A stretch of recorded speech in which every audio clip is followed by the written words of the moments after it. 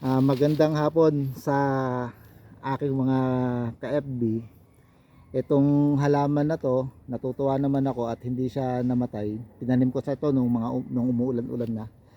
Binili ko to online sa parting Bisaya galing Agarwood po to, Lapnisan. Aquilaria malasinensis. Ito yung ginagawang oud oil na ginagamit na ingredients sa pinakamahal na pabango.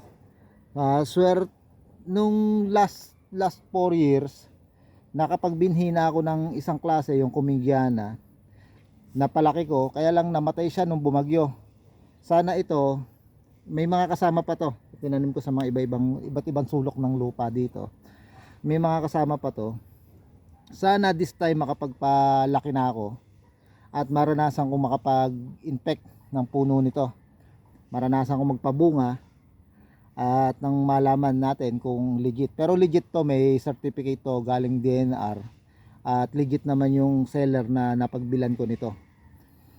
Online ko lang siya nabili, at least kahit papano nabuhay ko siya. Sana mapalaki ko at i-update ko kayo pag nag-succeed yung pagtanim ko nito. Agarwood, Aquilaria malasinensis. Ito yung ginagawang oud oil ingredient sa pinakamahal na pabango. At ito yung isa sa ating mga libangan dito sa farm. Tong agarwood na to, nakatanim to sa lote na binebenta namin.